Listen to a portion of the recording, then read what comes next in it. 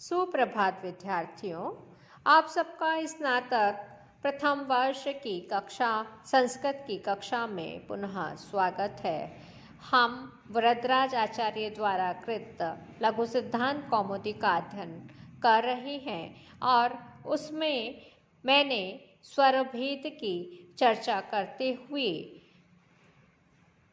ह्रस्व, दीर्घ और प्लुत स्वरों के ये तीन भेद बतलाने वाला सूत्र उकालो अज्रस्व दीर्घ प्लुतः की व्याख्या की। इसके पश्चात हमने इन तीन स्वरों के पुनः तीन भेद किए, उदात्त, अनुदात्त और स्वरित। उच्चैरुदात्तः, नीचैरनुदात्तः, समाहारः, स्वरितः। पहला जो भेद हमने बताया ह्रस्व, दीर्घ, प्लुत, वह समय के अनुसार उसका भेद किया गया है। और दूसरा जो हमने प्रकार बताया था उदात्त, अनुदात्त, स्वरित, यह अचों के उच्चारण स्थान के आधार पे भेद हुए थे। अब ये जो 9 प्रकार के स्वरों के भेद हुए हैं वह इस प्रकार से है। पहला ह्रस्व उदात्त, दूसरा ह्रस्व अनुदात्त, तीसरा ह्रस्व स्वरित, चौथा दीर्घ उदात्त, पांचवा दीर्घ अनुदात्त, छठा दीर्घ स्वरित, सातवां प्लुत उदात्त, आठवां प्लुत अनुदात्त, नौवां प्लुत स्वरित। अब इन 9 स्वरों के पुनः दो भेद हो जाते हैं। वह है अनुनासिक और अननुनासिक। अनुनासिक किसे कहते हैं? इसके लिए यह सूत्र है मुख नासिका वचनो अनुनासिकः, अर्थात मुख सहित नासिका से बोला जाने वाला वर्ण अनुनासिक संज्ञक होता है। इस प्रकार आ, ई, उ, री इन वर्णों के प्रत्येक के 18 भेद हो जाते हैं। लृ वर्ण के दीर्घ नहीं होने से 12 ही भेद होते हैं और एच प्रत्याहार के अंतर्गत ए, ओ, ऐ, औ ये 4 स्वर आते हैं। इनके भी ह्रस्व नहीं होने से 12 ही भेद होते हैं। सर्वप्रथम हम इस सूत्र की ही व्याख्या पर ध्यान देते हैं। सूत्र में है मुख नासिका वचनो अनुनासिकः।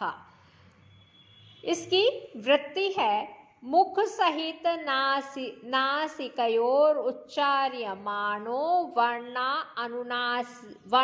अनुनासिक संज्ञः स्यात्, अर्थात मुख सहित नासिका से बोले जाने वाला वर्ण अनुनासिक संज्ञक होता है। सभी वर्णों का उच्चारण मुख से होता है, पर कुछ ऐसे वर्ण हैं जिनका मुख से उच्चारण तो होता है, साथ में जो प्राण वायु है वह नाक का भी स्पर्श करती है। ऐसे वर्ण जिसका उच्चारण मुख और साथ ही नासिका के संयोग से होता है, उन वर्णों को अनुनासिक कहते हैं।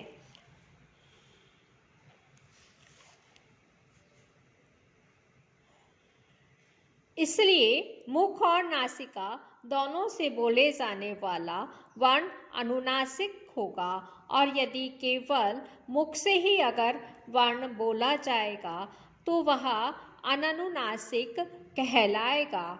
इस प्रकार जो पीछे हमने स्वरों के 9 भेद किए थे वह अनुनासिक और अननुनासिक धर्म के कारण 18 प्रकार का हो जाता है। आ, ई, उ, री इनमें से प्रत्येक वर्ण के 18 भेद होते हैं। लृ वर्ण के 12 ही भेद होते हैं, क्योंकि इसका दीर्घ नहीं होता और दीर्घ नहीं होने से दीर्घ के 6 भेद कम हो जाते हैं। एच प्रत्याहार अर्थात ए, ओ, ऐ, औ वर्णों के भी 12 ही भेद होते हैं, क्योंकि इनका ह्रस्व नहीं होता। ह्रस्व न होने से 6 भेद कम हो जाते हैं। इस प्रकार इनके भी 12 ही भेद होते हैं। इसको हम एक तालिका में अच्छी तरह से देख सकते हैं। वह इस प्रकार है। आ, ई, उ, री के भेद बताए जा रहे हैं। पहला ह्रस्व उदात्त अनुनासिक, दूसरा ह्रस्व उदात्त अननुनासिक, तीसरा ह्रस्व अनुदात्त अनुनासिक, चौथा ह्रस्व अनुदात्त अननुनासिक, पांचवा ह्रस्व स्वरित अनुनासिक, छठा ह्रस्व स्वरित अननुनासिक। दूसरा आ, ई, उ, री, ए, ओ, ऐ, औ इन स्वरों के जो भेद हैं वो ये है दीर्घ उदात्त अनुनासिक, दीर्घ उदात्त अननुनासिक, दीर्घ अनुदात्त अनुनासिक और दीर्घ अनुदात्त अननुनासिक, दीर्घ स्वरित अनुनासिक, दीर्घ स्वरित अननुनासिक। हमने देखा यहाँ पे आ, ई, उ, री का ह्रस्व भेद भी है और दीर्घ भेद भी है। इस तरह से इसके 12 हैं। ए, ओ, ऐ, औ का दीर्घ भेद ही है, ह्रस्व भेद नहीं है। अब आगे आ, ई, उ, री, लृ, ए, ओ, ऐ, औ इनके प्लुत भेद भी है। तो भेद इस तरह से है प्लुत उदात्त अनुनासिक, प्लुत उदात्त अननुनासिक, प्लुत अनुदात्त अनुनासिक, प्लुत अनुदात्त अननुनासिक, प्लुत स्वरित अनुनासिक, प्लुत स्वरित अननुनासिक। आप इस तालिका को, संपूर्ण तालिका को इस तरह से देख सकते हैं।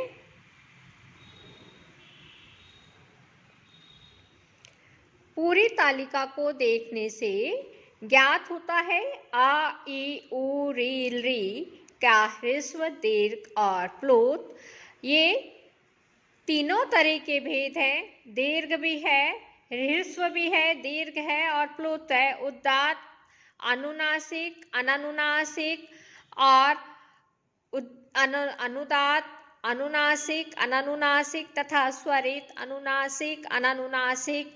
इस तरह से इसके 18 भेद हो रहे हैं। संस्कृत में अ 18 प्रकार का, ई भी 18 प्रकार का, उ भी 18 प्रकार का है, री भी 18 प्रकार का है। लृ जो है वह उसका ह्रस्व उदात्त अनुनासिक, ह्रस्व उदात्त अनुनासिक, दीर्घ उदात्त अनुनासिक, माफ कीजिएगा, उसका केवल दीर्घ भेद नहीं, दीर्घ नहीं है, ह्रस्व भी है और प्लुत भेद भी है। दीर्घ भेद नहीं होने के कारण 6 भेद निकल जाते हैं और लृ 12 प्रकार का ही है। एच प्रत्याहार में ए, ओ, ऐ, औ वर्ण आते हैं, उसका दीर्घ और प्लुत है किंतु ह्रस्व भेद नहीं है, इसलिए यह भी 12 प्रकार का ही होता है। संक्षेप में जिन स्वरों का उच्चारण मुख और नासिका दोनों के सहयोग से होता है उसे अनुनासिक कहते हैं, और जिनके उच्चारण में केवल मुख का ही सहयोग रहता है, नाक के सहयोग की आवश्यकता नहीं होती, वह अननुनासिक कहलाता है।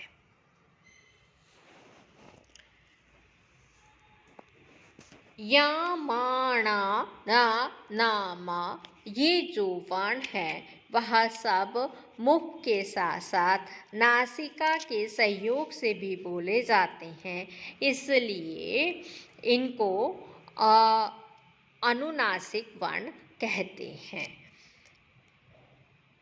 पहला जो ह्रस्व दीर्घ प्लुत ये जो स्वरों का भेद हुआ है वह काल के आधार पर किया गया है, समय के आधार पर किया गया है।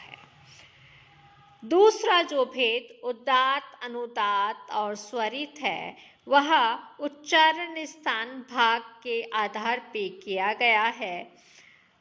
तीसरा जो भेद है अनुनासिक और अननुनासिक वह नासिकाकृत भेद है।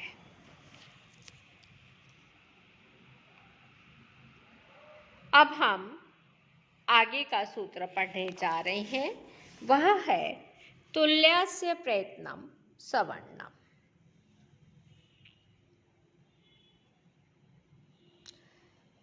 इस सूत्र में सवर्ण संज्ञा किसकी होती है यह बताया गया है। संक्षेप में आज हम इसका अर्थ पढ़ लेते हैं। तुल्य यानी समान है, आस्य कहते हैं मुख आदि जो उच्चारण स्थान, और प्रयत्न जिसके समान है उनकी सवर्ण संज्ञा होती है। इसकी वृत्ति है तालवादी स्थानम आभ्यंतर प्रयत्नश्चेतद् द्वयं यस्य येन तुल्यं तन्मिथः सवर्ण संज्ञा स्यात्। तालु आदि स्थान तथा आभ्यंतर प्रयत्न ये दोनों जिस वर्ण के साथ तुल्य हो वह वर्ण जाल अक्षर समुदाय परस्पर सवर्ण संज्ञक होता है। यह इसका अर्थ है। कल हम इसकी विस्तृत में व्याख्या करेंगे। आज यहीं पर समाप्त करते हैं। सर्वे भवन्तु सुखिनः, सर्वे सन्तु निरामया, सर्वे भद्राणि पश्यन्तु, मा कश्चित् दुःखभाग् भवेत्। ओम शांति शांति शांति। धन्यवाद।